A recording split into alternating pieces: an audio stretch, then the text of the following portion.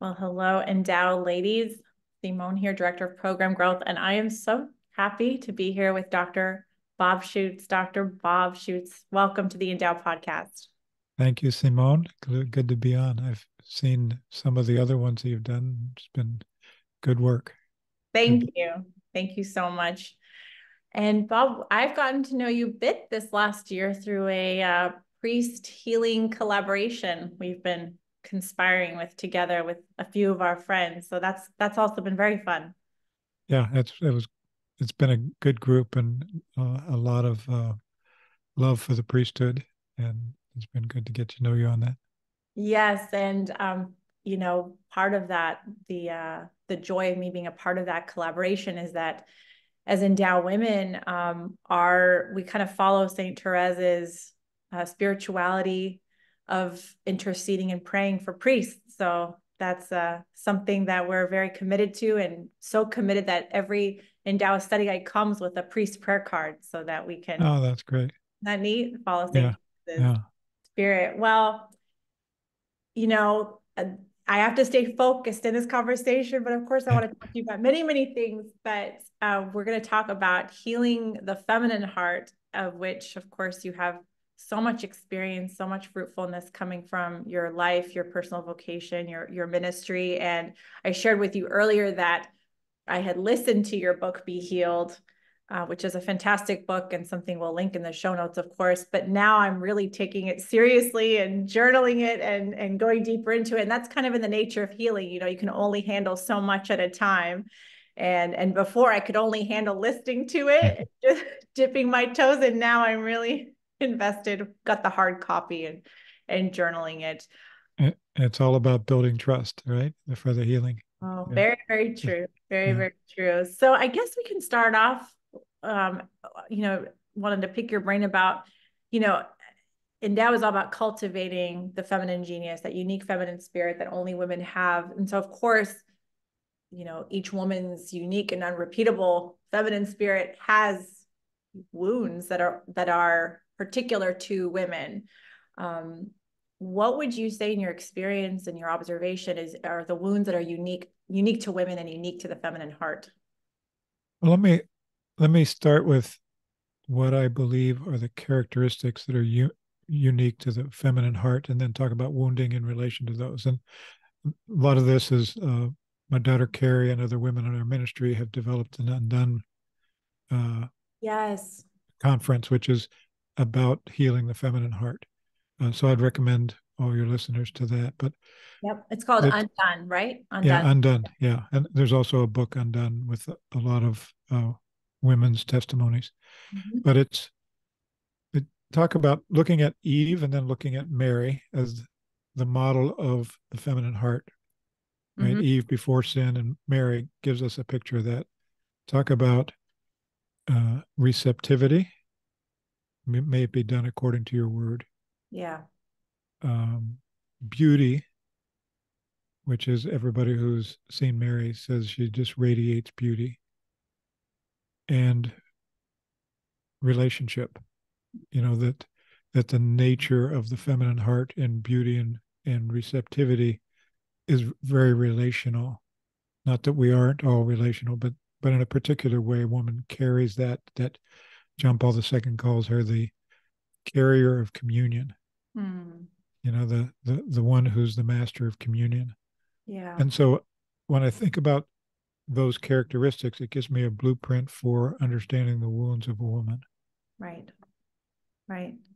The wounds of receptivity, what happens when a woman's heart isn't safe anymore Yeah. because of some trauma, she becomes less receptive. Yes. And as she becomes less receptive, then the capacity for communion is broken Hmm. and the beauty is diminished Hmm. because the beauty is manifested in receptivity. Yeah. And saw this all the time as a therapist, and I see it today as a woman's heart heals, as she feels safe enough to heal, and healing comes from love.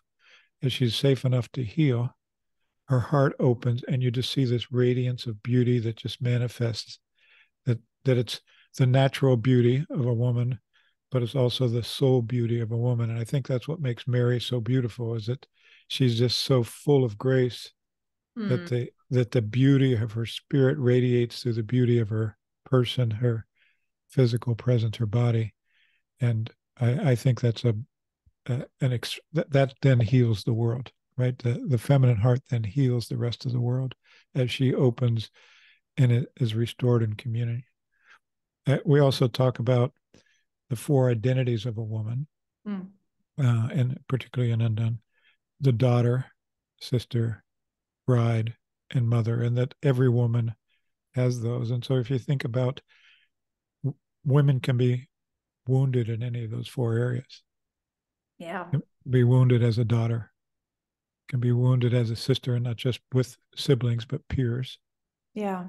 can be wounded in her identity as bride, even by not being chosen, Yes. or in broken relationships, dating, sexuality, all those areas, or in marriage, being married.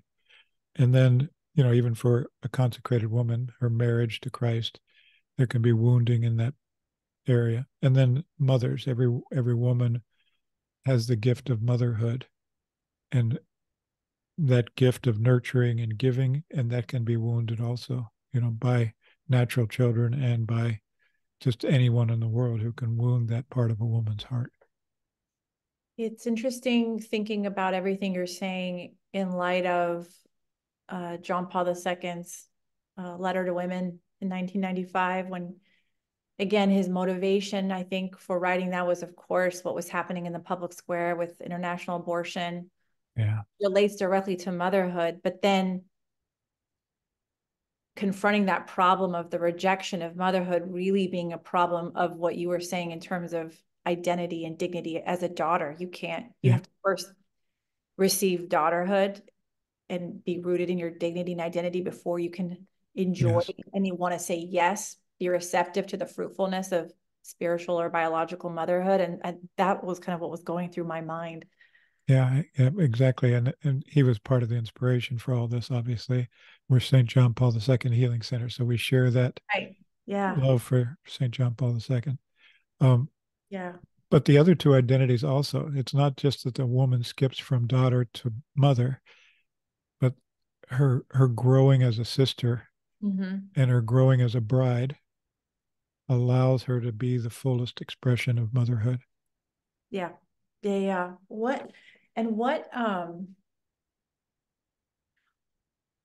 in terms of the sisterhood aspect, because it seems easier for me to understand the daughterhood, the identity, and then from that receptivity to then being able to give in motherhood.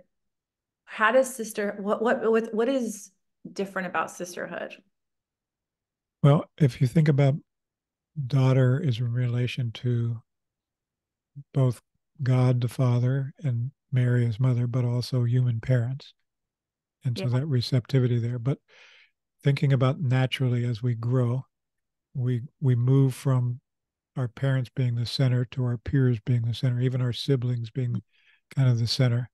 And so many people have been hurt by siblings. So many people have been hurt by friends, by society at large. We're sister and brother to everybody. Yeah. Uh, and so just any peer relationship where we're hurt, or any sibling relationship where we're hurt, closes down that sense of safety and trust we may have developed as a daughter or a son. Then it compromises our relationship with our sisters. Yeah. Yep, yep.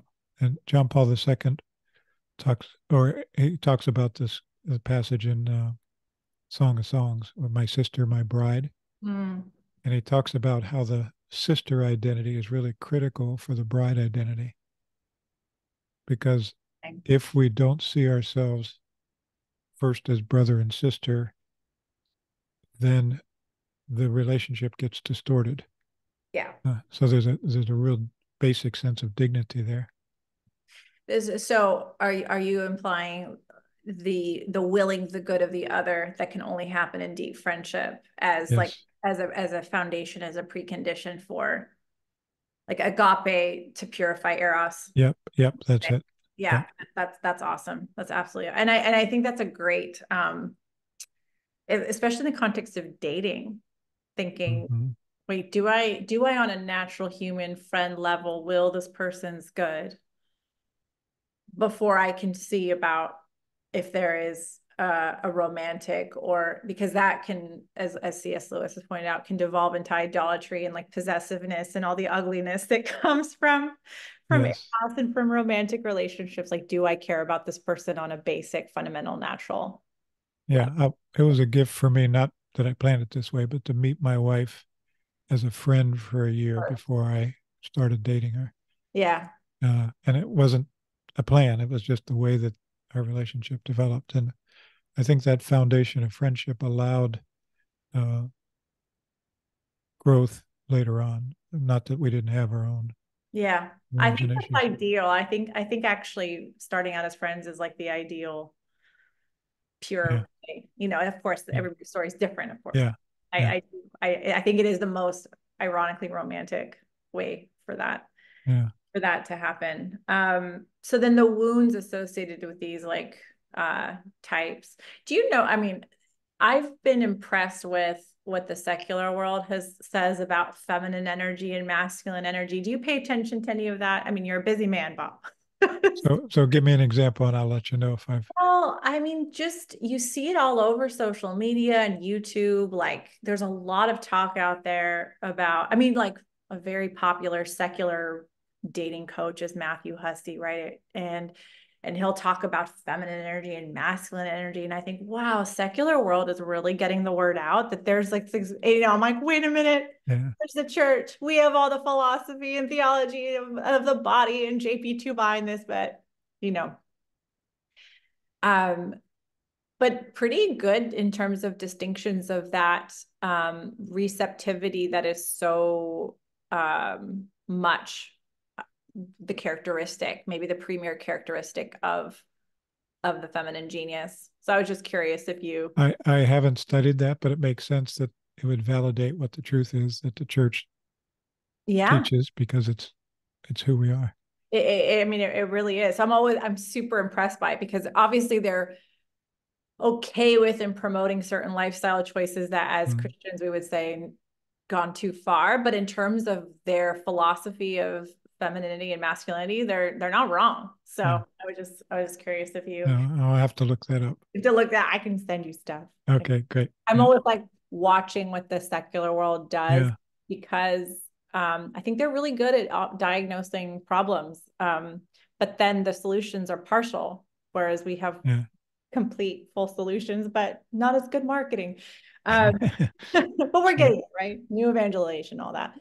So I would love to hear some stories, if you're willing to share from your personal life of kind of healing of these feminine wounds and kind of victories from trauma, from healing of trauma and all that. Yeah, we just had a woman on our podcast on our series of divorce, which is coming up in the future. But we just interviewed her yesterday, and it's a woman that I've walked with her and her husband for a number of years, and she did such a beautiful job of describing what it was like as a daughter to go through her parents' divorce, Hmm.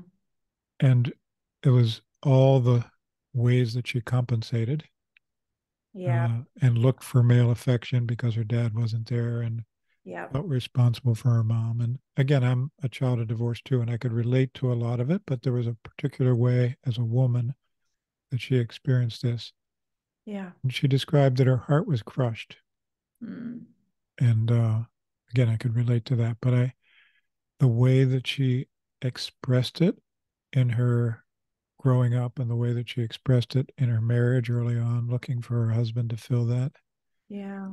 And wasn't until she was married several years and issues started to develop that she felt safe enough to engage really in the healing of that.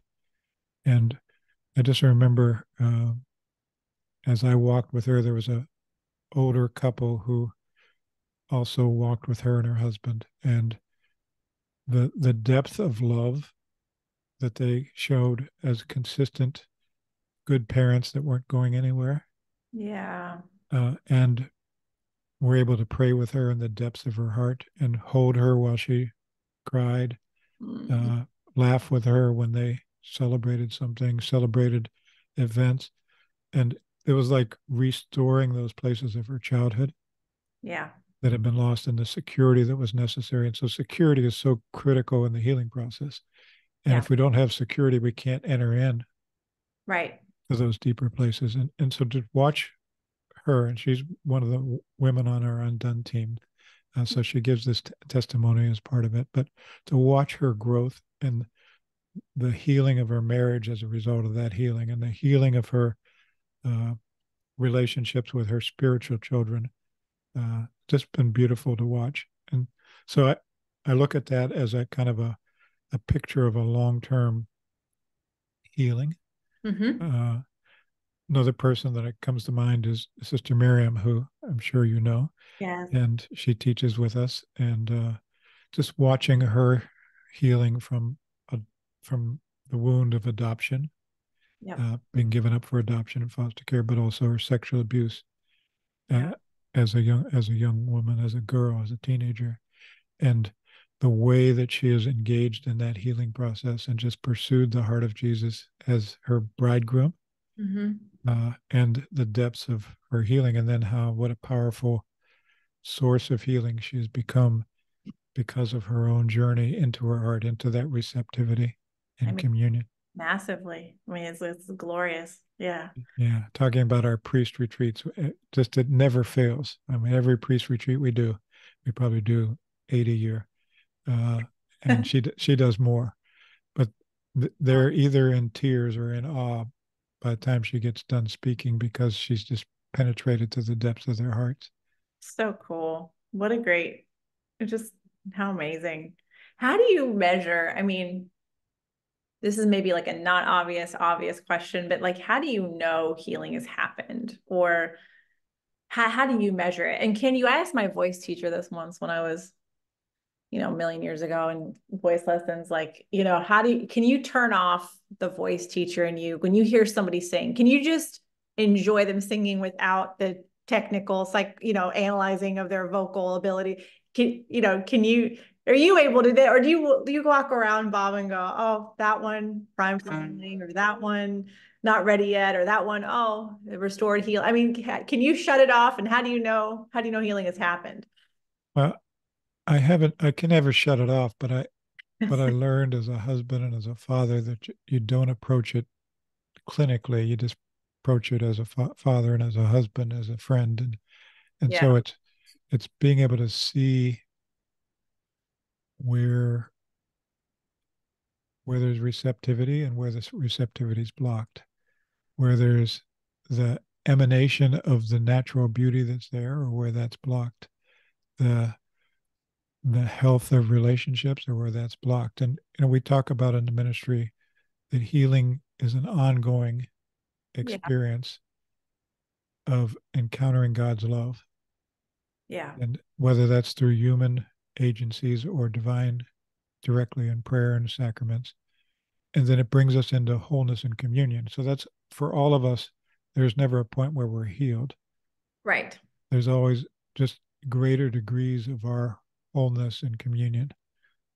Yeah. And I think that's where Pope Benedict's quotation, which I'm going to butcher right now, that healing, if understood in the correct Yes. way, it encapsulates the entire content of redemption. I mean, Yes. That's it. That's where we got that definition. and I love kind of throwing that quotation around because there's still at least, and you tell me because you're in the world more than I am, there's still this, I don't know, maybe stigma or shame when it comes to, or admittance that we all are broken and need healing, or this like resistance or allergy to it. And not Yes. not just from our priest friends necessarily, or priests that we know, but I would say in ecclesial culture. Would you agree? Yeah, we've done a great job of talking about sin, but not a great job of talking about the consequence of sin, which is wounds. Right. And wherever there is sin, there's wounds. And wherever there's wounds, whether it's our sin or the sins of others or original sin, and wherever there's wounds, there's a need for healing. And so Yeah. there's not a human being alive that doesn't need healing. Yeah. And so if we deny it, we deny the opportunity for the grace of God to work through us for the good of others. And I think that happens a lot. I was denying my need for healing even while I was a therapist for a number of years. And Right. you don't realize how much that's affecting others. Sister Miriam often says, suffering that's not transformed is transmitted. Oh my gosh. Just got And chills. Yeah, so true. and if we don't think we need healing, then the people around us are going to need more healing. Yeah, you're gonna send them to therapy. Right. So, yeah. And I can't remember which episode this was it with you or Pat Lencioni? I can't remember, but he said something like your book Be Healed. I did like a virtual in the air high five to nobody because I was listening alone. But his book Be Healed was like more important for the church than all his books combined, which I thought was a very humble thing for him to say, but also very true. Like we can read like all the books in the world, we can have all, but if we are not healed or are working on our healing or at least aware, then it doesn't matter. Like you're going to transmit that brokenness Yeah. to people. Yeah. And I saw you did a series on God and God is love, the encyclical. Yes. And what is the way of communicating God to others is through love. Yeah. And it's as we heal, we become more able to love. Yes. And something that I like to think about a lot in terms of like how to love the other is, and we've talked about this just at our collab meetings, is becoming more intelligent about like running diagnostics. Is this a truth problem? Is this a virtue problem? Is this a sin problem? Is this a healing trauma problem? Is this a spiritual warfare problem? Is this like a mental illness problem? Like where is it so that we can like target it and like, is this a vitamin D deficiency problem? Like Mm. what Yeah. why are things off? And it's usually like we pointed out, it's a combination and we have to, Yeah.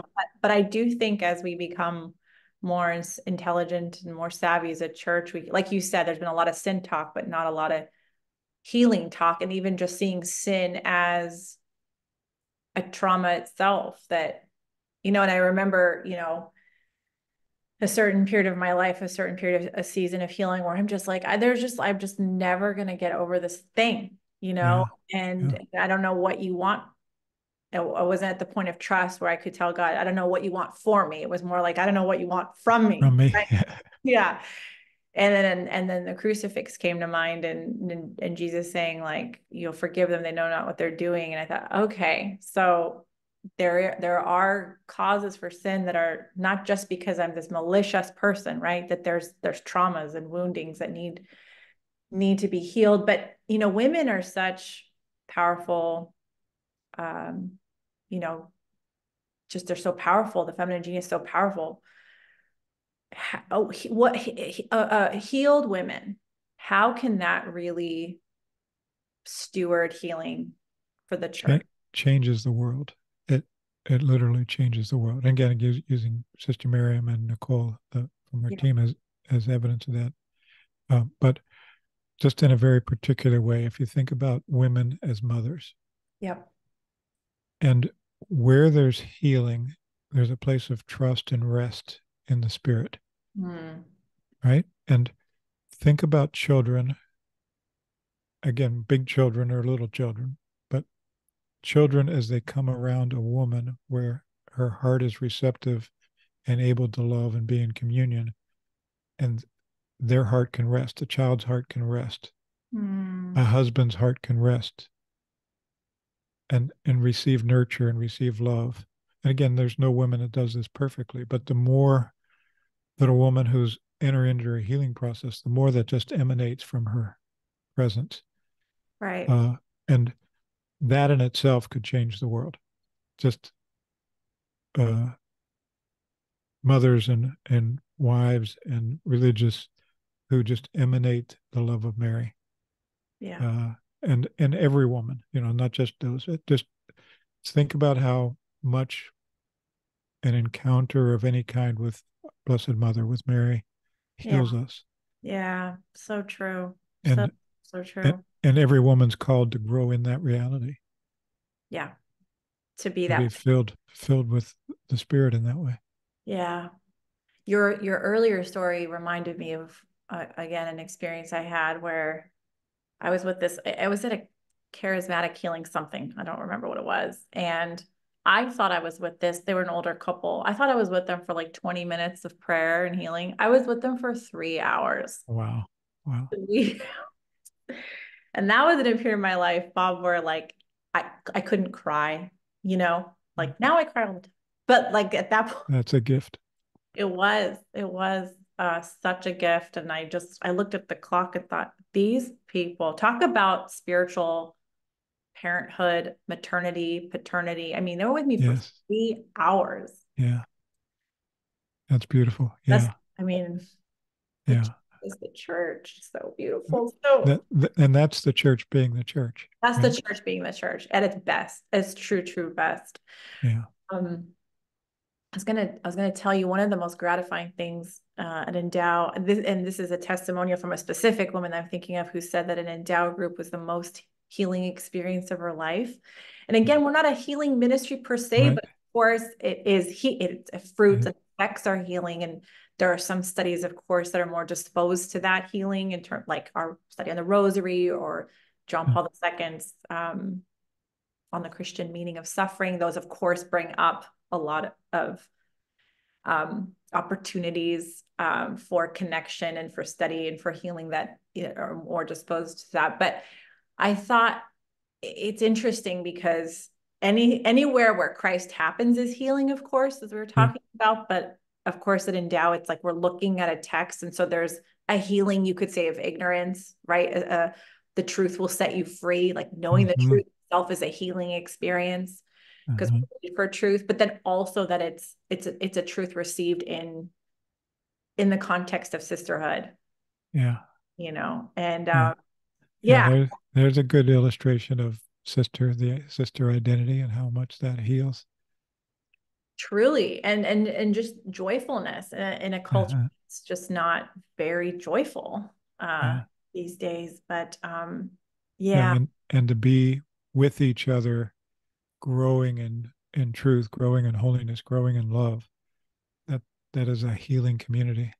yeah, with that like just enough level of discomfort that one needs to heal, right? Yeah. Like you Yeah. learn certain truths that you don't want to embrace, or just the emotional discomfort or intellectual discomfort of that vulnerability, but that's necessary uh to be transformed. But yeah, I just thought I was Yeah. That's beautiful. Yeah. very moving. Yeah. And I experienced the same reading the theology of the body. It's just Mhm. being healed, reading it, studying it, because it's Wow. taking everything that the culture is distorted and putting it in the right order and truth. And as you said, truth heals. Truth sets us free. Yeah. Is is the theology of the body why you named the healing center after John Paul II, or like what's the story? That was the immediate reason. We were originally the Theology of the Body Healing and Training Center, and Right. but Okay. I was introduced to his writings before that, and every one of them, the Splendor of the Truth was the first one I was exposed to, and Ah, yeah, I want an endowed study on that. Maybe I shouldn't say that on record, but that would be yeah, yeah. That's an incredible encyclical, and that really, as a I was a professor, a college professor, adjunct professor at the time, and it was like just lamenting at where the university system was then, and now it's just even so much worse. Not everywhere, but most places, yeah. and seeing all the falsehood that was being taught. I couldn't even teach from the textbook because of Right. what was being taught, uh, and to read his description of the splendor of the truth, and it's like, wow, this is just beautiful. This is awesome. And then letters to families Yeah. and all that. And that was my field, marriage and family therapist. And so Right. that was all that just brought my heart alive. Oh, it's so neat. I was going to ask you about church documents since that's what we do, but that's fair talk to Splendor. The Yeah. Splendor is a really great one. Yeah, there's not one of his I've read that isn't uh, transformative. It's So amazing. Like, who is John Paul II? Do you ever, like, I'm always asking, like, who are yeah, you? yeah, You, man. amazing, You're amazing. like, Yeah, you're not a real person. I mean, it's yeah, oh, just is a having, saint. as you say, I mean, it has to be a saint. I mean, it, like, who are you? That's what I'm always Yeah, kind of yeah, asking. How did that happen? How did you happen? I mean, grace, right? Short answer, but yeah, yeah. even just one of the fruits of his life would be enough for one person, and I just can't wrap my mind around. Well, you think about the combination of the loving family that he grew up in and the the deaths and the wars and all the suffering that he went through. I think between the two of those and his deep faith, it became a crucible for the person he became. Yeah, slap some Marian spirituality in there, and Absolutely, the critical. there you go. So, Bob, I'm going to ask you, and I, want to hear just any kind of final thoughts and about what, women as a church and endow women in particular. How would you encourage them? We've mentioned resources that they can tap into, but before that, what gets you out of bed in the morning? What's like, I mean, there's a lot of fruitfulness to your life and there's like joy that you bring people, but there's always that like a one or two things where you're like, this is why I'm alive, my personal vocation, like in a nutshell, or in a specific way, not just I'm a healer, but the No, nothing brings me more joy than experiencing transformation, people's experience of of healing and transformation. I'll give you one short example from our last conference. One of the evaluations, a woman wrote, she was in the conference and there was an opportunity to pray with others. And she said, I was so angry that I had people around me that wanted me to pray with them because I suffer from social anxiety and tremendous amount of anxiety. She said, so I knew I had freedom. So I asked the Lord and he said, go. And she said, I went and prayed. And she said, I received such a powerful healing that I'm free of what I've struggled with my whole life. wow. And to hear stories like that, of knowing that somebody life has been so limited. There was another young man years ago that had dropped out of school and had 9 different really serious diagnoses, came to a conference, received healing, was able to go back to school, engage in life, get off the medications that he was on. I mean, it was just like seeing people's shifting like that. Yeah, Sometimes it's very gradual, but sometimes it's just remarkably miraculous in the way that God does it. Brings indescribable joy. just yeah. Uh, the other thing that brings joy is just being in relationship with people and people who love God, people who love each other, and just to be able to experience that, that's just joy also. Wow, thanks for sharing that. I mean, we didn't really do any prep work, but I just thought maybe that's too personal question, but I No, just, that's a great question. But, when we talk about resources, I just came to mind, we were talking about identity as daughter, and I didn't share it, as um, we just started a publishing company called Heart of the Holy Family. And my daughter, Carrie, who's the one that leads that, wrote a book uh, called Beloved Daughter. hmm. And it's for children, but it's for children of all ages, but particularly for young children. And it's taking the scripture passages about our identity, the identity of a woman, Oh, beautiful. and the beautiful artist work. Uh, and it's just, I think, going to be a great resources for a woman of your endow. Awesome. Thank you for sharing that, Bob. Appreciate it. Well, any last words of encouragement to women out there and endow women? Those are some amazing resources, and I could talk to you forever, of course. Yeah, I love what you're doing at Endow and the gathering of women. As I said, you, and I don't mean this as hyperbole, you're changing the world because as you form, all you women who are involved, as you form in this way, you become the conduit of the Marian heart that the world is just so desperately in need of. And it's that's going to transform the world. I really sincerely believe that. Thank you so much, Bob. Thank you so much for everything that you are and do, and for being on the Endow podcast. Thank you, Simone. God bless you. Thank you.